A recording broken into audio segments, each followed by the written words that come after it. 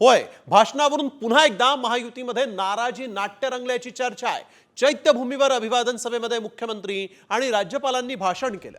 मात्र राजशिष्टाचारानुसार मुख्यमंत्री देवेंद्र फडणवीस यांच्या आधी उपमुख्यमंत्री एकनाथ शिंदेंचं भाषण नियोजित होतं। शिंदेंचं भाषणही तयार होतं। ऐनवेळी तसे त्यांचं भाषणही तयार होतं, पण ऐनवेळी उपमुख्यमंत्री एकनाथ शिंदे यांना भाषण करण्यापासून रोखण्यात आलं आणि थेट मुख्यमंत्री देवेंद्र फडणवीस यांचंच भाषण इथं नियोजित करण्यात आलेलं आहे।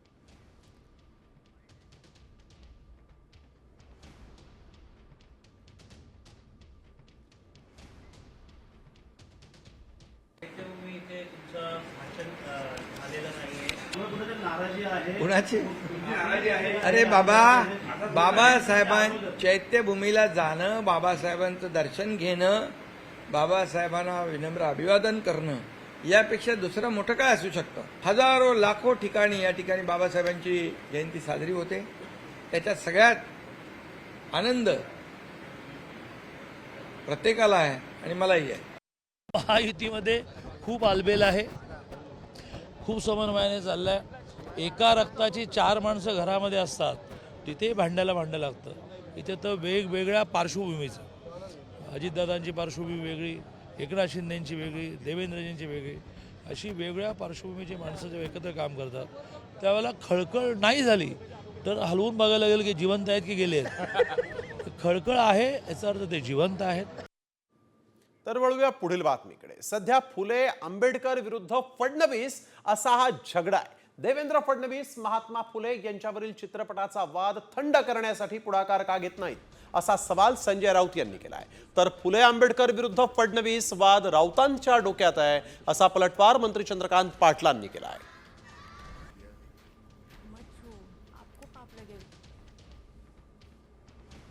महाराष्ट्रामध्ये जो फुल्यांचा वाद सुरू आहे तो फुले आणि फडणवीस असाच वाद आहे ना, तुम्ही समजून घेतला पाहिजे।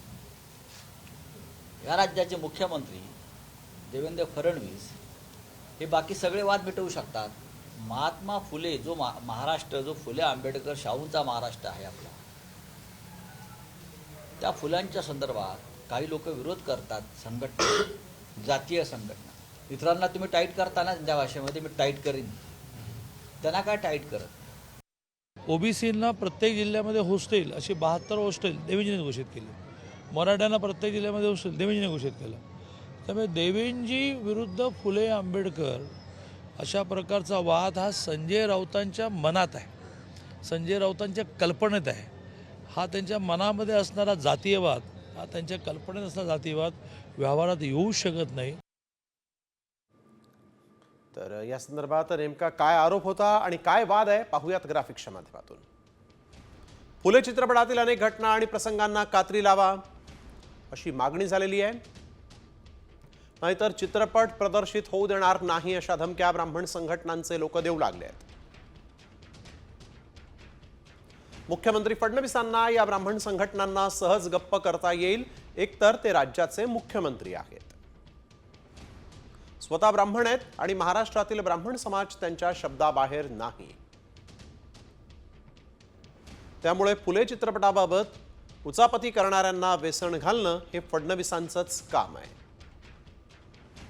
छावानंतर औरंगजेबाच्या कबरीचा वाद काही उथळ हिंदुत्ववाद्यांनी उकरून काढला।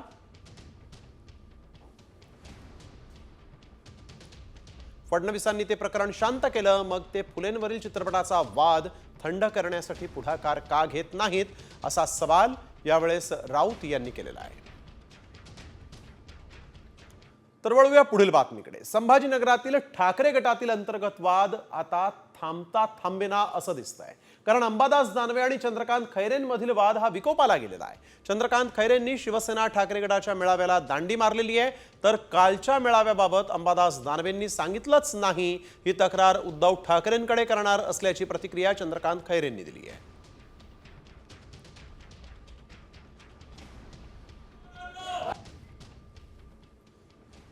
मला सांगितलं नाही अंबादास दानवेनी, स्पष्ट सांगतो मी उद्धव साहेबांना सांगणार आहे। आता मला अंबादासनी सांगितलेलंच नाहीये। तो अंबादास दानवे स्वतःला असं समजतो की बस तो आहे तो सगळ्यात मोठा, किती 2-4 महिन्याचाच आहे तो। नाही करणार ना, नाही माझा सहभाग म्हणजे मी आहेच, माझ्या पक्षासाठी मी काही पण करेल। माझं आंदोलन माझ्या पक्षाचं असेल। करता, तुम्ही जर का आयोजन करता त्याच्यात त्यांना प्रमुख मार्गदर्शक करता, तरी ते समाजाच्या मेळाव्याला जातात, म्हणजे दांडीच मार्गी नाही. त्यांना विचार, मला नाका विचार. तर मग दांडी मार्गी आता त्यांनी मागच्या काळात माझ्यावर काय काय बोलले, मी उत्तर दिलं का? देणार पण नाही. ते म्हणतात मला, आता मी त्यांचंच नाव मार्गदर्शक म्हणून टाकलं होतं, तर ते नाही आले, त्याला मी काय करू शकतो? म्हणजे त्यांनी दांडी मार्गी नाही, ते नागपूरला गेले होते, बोलले ते त्यांच्या समाजाचा मेळावा होता. वळूया पुढील बातमीकडे. खासदार सुनील तटकरे आणि मंत्री भरत गोगावले 10 महिन्यांनंतर एकाच व्यासपीठावर आले. माणगाव इथल्या यादव गवळी समाजाच्या नूतन इमारतीच्या भूमिपूजन कार्यक्रमामध्ये दोन्ही नेते एकत्र आले होते आणि यावेळेस दोघांमध्ये चांगलीच जुगलबंदी रंगल्याचे दिसते.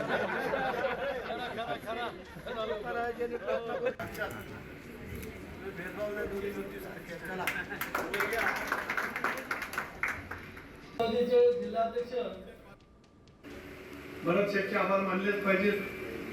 हे सारखे मगापासून गरीबाचा शेठ सारखं म्हणत आले. हा गरीबाचा शेठ आणि आम्ही कसले आहोत ते मला काय कळलं नाही. आम्ही गरीबाची सेवा केल्याशिवाय 45 वर्ष पुढे गेलो आहे. गरीबाचे शेठ आम्ही काय अमान्य कधी केलंच नाही. तर तेच एकटे बदलून आता हसतच काय झालं, गमतीने बोलतोय काय, काळजी करू नका.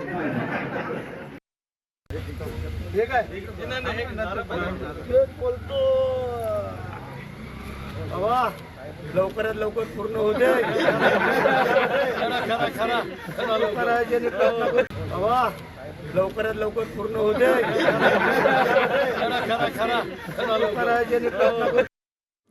तर रायगडमधला महायुतीतला हा वाद शिगेला पोहोचलेला आहे. निवडणुकीमध्ये सुनील तटकरेंनी मदत केली नसल्याचा आरोप आता शिंदे गटाचे मंत्री भरत गोगावलेंनी केला.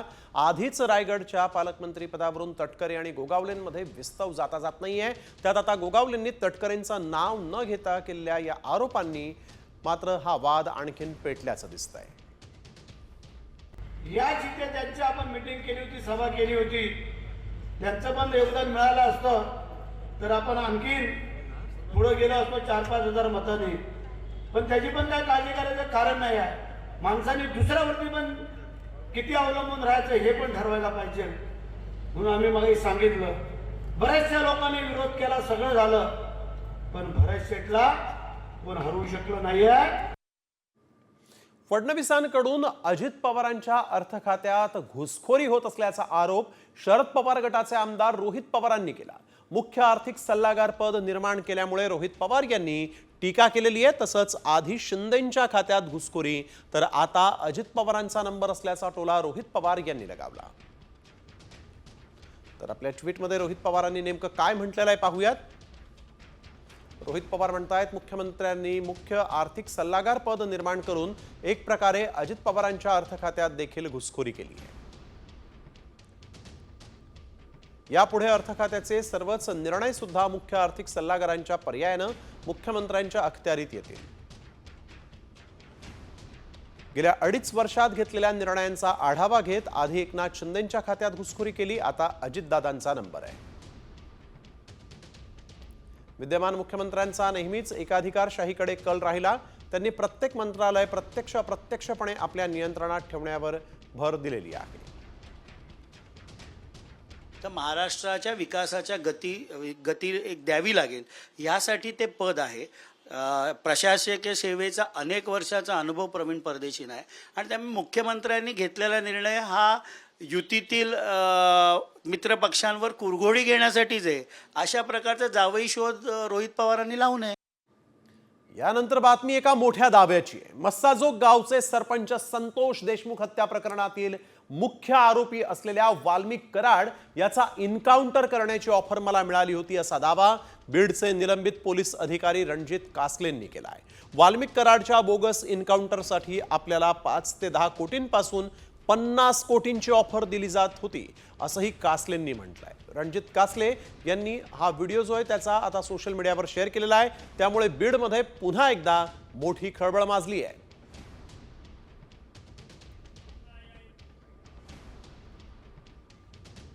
वाल्मिक कराडच्या वेळेस टीम तयार केली होती. 2 IAS ऑफिसर, IPS आणि 1 IAS आणि अजून एक उच्च दर्जाचे अधिकारी, असे 4-5 लोक बीडला आलेले वाल्मिक कराडला अरेस्ट केल्यानंतर. आणि त्यांनी मला डायरेक्ट ऑफर दिली होती की आपण रिव्हॉल्वर घेऊन लोड करून त्यांच्या पाठीमागं 24 तास राहायचं आहे. तर मी म्हणले की असलं हे पाप माझ्याच्यानं होणार नाही. जी न्यायदेवता शिक्षा देईल ते मला जनतेला मान्य आहे. त्यावरून मी नकार दिला. तशी मी पोलीस स्टेशन डायरीला कंट्रोलच्या ऑनलाईन एंट्रीसुद्धा केलेली आहे. तर मुंडेंनी कासलेला एन्काउंटरची ऑफर दिली असेल, करुणा मुंडेंनी धनंजय मुंडेंवर हा गंभीर आरोप केलेला आहे. कराडला फाशी होणार असल्यानं एन्काउंटरची ऑफर असेल असं देखील त्यांनी म्हटलेलं आहे. होऊ शकते, क्योंकि वाल्मिक कराड जे आहे ते धनंजय मुंडेच्या खूप जवळचा आहे आणि खूप वर्षापासून ती मुंडे घराण्यामध्ये आहे आणि धनंजय मुंडेचे साथ आहे. त्यांचे सगळे काले कारनाम्याच्या कोरा चिठ्ठा त्यांच्याकडे आहे आणि आज तो अडकलेला आहे. तो बहुतेक या तो त्यांना फाशी की सजा होणार आहे किंवा उम्रकैद होणार आहे, जन्मठेप होणार आहे. त्याच्यामध्ये 100% होऊ शकता की धनंजय मुंडेंनी शायद एन्काउंटरसाठी ऑफर दिली असेल. तर वळूया पुढील बातमीकडे. भाजप नेते चंद्रकांत पाटलांनी उद्धव ठाकरेंबद्दल एक मोठा दावा केलाय.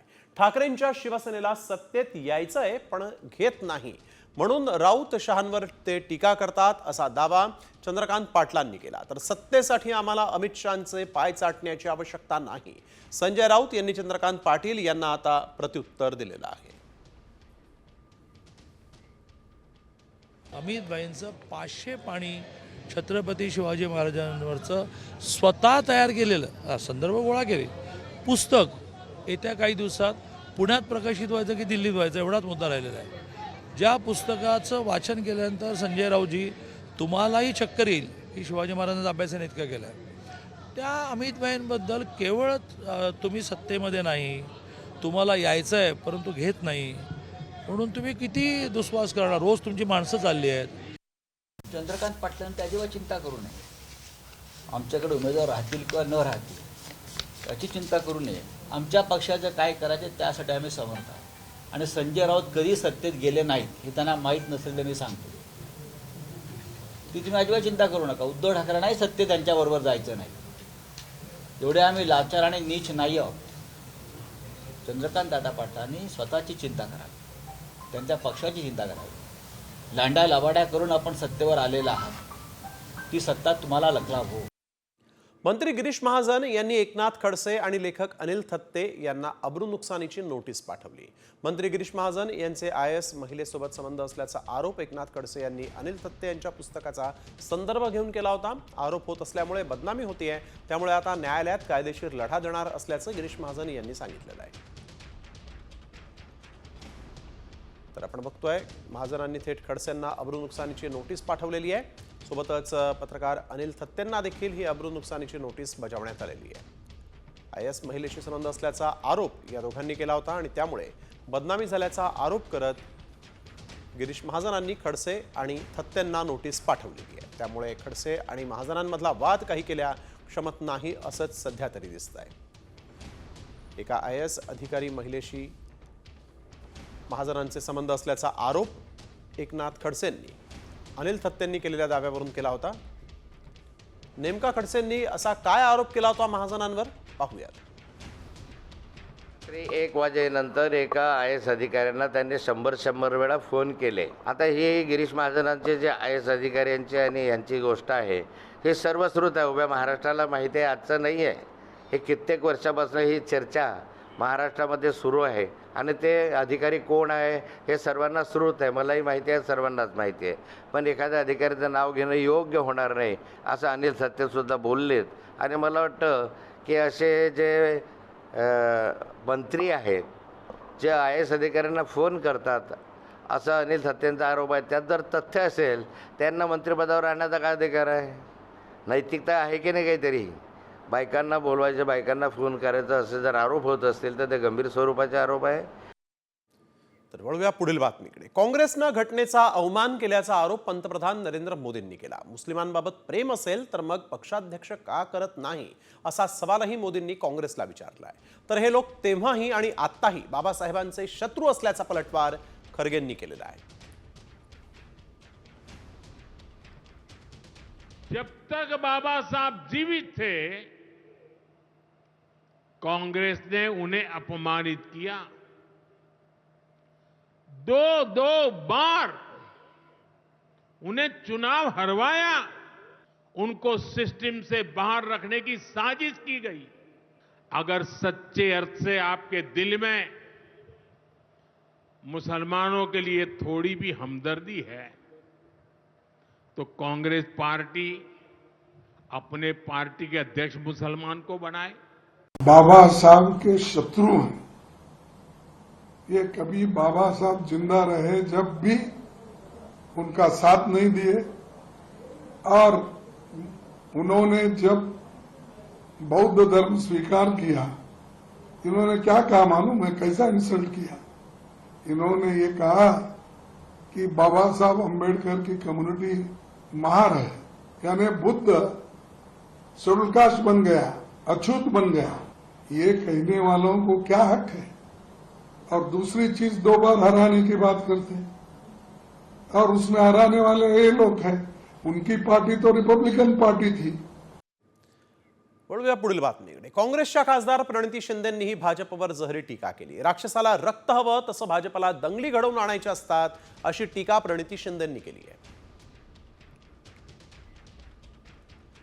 पण हे जे सत्ताधारी आहेत त्यांचे एकच काम आहे की लोकांमध्ये पेटवापेटवी, ध्रुवीकरण, तुष्टीकरण एवढंच ह्यांचं काम आहे। मूळ मुद्द्याला बाजूला घेऊन, जसं मी मागच्या वेळेस म्हणालेली की बीजेपीला रक्त पाहिजे असतं, जसं राक्षसाला रक्त पाहिजे असतं, तर बीजेपीला दंगली घडून आणायच्या असतात। त्यांचा एक कलमी कार्यक्रमच तो आहे। विकासाचे मुद्दे सोडून महाराष्ट्र आज दिवाळखोर झालाय, पैसे नाही आहेत, त्याच्याकडे लक्ष केंद्रित न करता बाकीच्या गोष्टीकडे डायव्हर्ट कसं करायचं। पेट्रोल डिझेलच्या किमती वाढल्या, जेव्हा असं होताना दिसतं तेव्हा हे काहीतरी ते उकरून काढतात। बॉलिवूडचा भाईजान सलमान खानला पुन्हा जीवे मारण्याची धमकी देण्यात आली आहे। घरात घुसून जीवे मारण्याची धमकी त्याला देण्यात आली आहे। तसंच सलमानची कार बॉम्ब न उडवून देऊ अशीही धमकी देण्यात आलेली आहे। गेल्या अनेक वर्षांपासून सलमान खान हा बिश्नोई गँगच्या रडारवर आहे। गेल्या अनेक महिन्यांपासून सलमान खानला धमकी मिळते आणि यामुळे त्याच्या सुरक्षेतही वाढ करण्यात आली। मात्र त्यानंतर सलमानला आज पुन्हा एकदा जीवे मारण्याची धमकी मिळाली आहे। सलमान खानला सतत मिळत असलेल्या धमक्यांमुळे त्याचे कुटुंबीय आणि चाहते देखील चिंतित आहे। स्वतःच्या सुरक्षेसाठी स्वतः सलमान खान यानं बुलेटप्रूफ कार खरेदी केलेली आहे। घराच्या काचा देखील बुलेटप्रूफ करून घेतलेल्या आहेत। तरी देखील आता सलमानला थेट बॉम्ब न उडवण्याची धमकी देण्यात आलेली आहे। तर 2018 पासून सलमानला धमक्या येत आहेत। लॉरेन्स बिश्नोईची जोधपूर कोर्टात जीवे मारण्याची धमकी सलमानला मिळाली होती। पहिल्यांदा ही धमकी देण्यात आली, त्यानंतर जून 2022 मध्ये सलीम खान यांना सलमानला जीवे मारण्याच्या धमकीचं पत्र आलं। 2023 मध्ये सलमानच्या कार्यालयात गोल्डी ब्रारच्या नावानं एक धमकीचा ईमेल आला। ऑक्टोबर 2024 मध्ये 2 कोटी रुपयांच्या खंडणीसाठी बिश्नोईच्या नावानं धमकी मिळाली। एप्रिल 2024 मध्ये सलमानच्या बांद्र्यातील घराबाहेर गोळीबार झाला आणि त्यानंतर देखील त्याच्या फार्म हाऊसची रेकी करण्यात आली। 2 कोटी रुपये खंडणी मागत नोव्हेंबर 2024 मध्येही धमकीचा फोन आला होता। सलमानच्या पनवेलच्या फार्म हाऊसवर अज्ञातांनी घुसखोरीचा प्रयत्न नोव्हेंबर 2024 मध्ये केला होता। तर आज आपण बघतोय एप्रिलमध्ये सलमानच्या गाडीला बॉम्ब न उडवण्याची आणि घरात घुसून त्याला संपवण्याची धमकी देण्यात आलेली आहे। वरळीतील वाहतूक शाखेला व्हॉट्सअपवर ही धमकी मिळालेली आहे।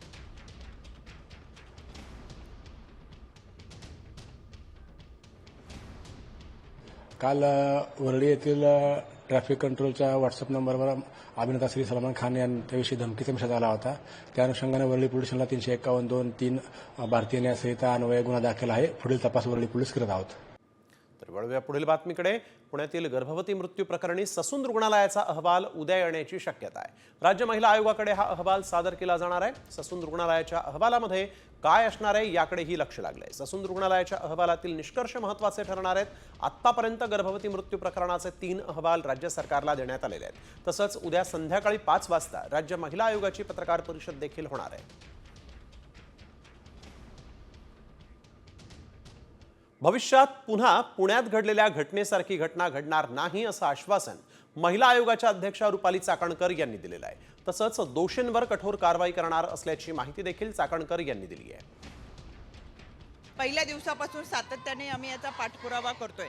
माता मृत्यू अन्वेषण समितीचा अहवाल हा मंत्रालयामध्ये 11 तारखेला सादर करण्यात आलेला आहे। त्या अगोदर 8 तारखेला हा धर्मादाय आयुक्ताचा अहवाल देखील मंत्रालयामध्ये सादर करण्यात आलेला आहे. उद्या जो येतोय उच्चस्तरीय कमिटी यांचा ससून रुग्णालयाचा जो अहवाल होता तो उद्यापर्यंत येईल आणि सायंकाळी 5 वाजता आपली पत्रकार परिषद असेल. यामध्ये सविस्तर जी काही आहे त्या पुढच्या कारवाईच्या संदर्भातली भूमिका निश्चितपणाने मांडली जाईल. राज्य महिला आयोग सातत्याने पाठपुरावा करत आहे. यामध्ये मी परत एकदा सांगते, जे दोषी असतील त्यांच्यावर निश्चितपणाने कारवाई केली जाईल. तर पुण्यात महिलांनी एकमेकींच्या अक्षरशः झिंज्या उपटल्याचा प्रकार घडलेला आहे. धायरी भागातल्या रिद्धी सिद्धी पॅराडाईज रोजवूड सोसायटीमध्ये पार्किंगच्या जागेच्या वादावरून हा राडा झालेला आहे. सिंहगड पोलीस स्टेशनमध्ये दोघांच्या विरोधात गुन्हा दाखल करण्यात आलेला आहे. या महिला ज्या आहेत त्या कशा पद्धतीनं आक्रमक झाल्या होत्या, कशा एकमेकींना भिडल्या होत्या, त्याची ही दृश्य आपण बघतोय. उच्चभ्रू उच्च शिक्षित अशा या सोसायटीमधल्या या महिला रस्त्यावर कशा पद्धतीनं भांडण करत होत्या त्याची ही दृश्य. पार्किंगच्या क्षुल्लक वादातून ही हाणामारी झालेली आहे.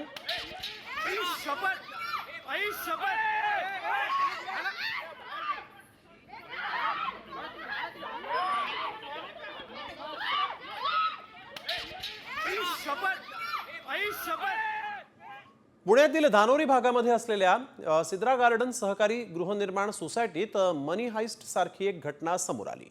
हातात शस्त्र घेऊन 3 मुखवटेधारी जे आहेत ते इमारतीतील घरांची रेकी करत होते. सीसीटीव्हीमध्ये ही घटना कैद झालेली असून रहिवाशांमध्ये आता भीतीचं वातावरण आहे. आरोपी काळ्या कपड्यांमध्ये आणि हातात कोयत्यासारखी शस्त्र घेऊन सीसीटीव्हीमध्ये दिसत आहेत. पुण्याच्या सोसायटीत आपण बघतोय कशा पद्धतीनं हे आरोपी जे आहेत ते घरांची रेकी करत होते. अगदी मनी हाइस्ट सारखीच ही घटना इथं म्हणावी लागेल. पुण्याच्या सोसायटीतला हा धक्कादायक प्रकार.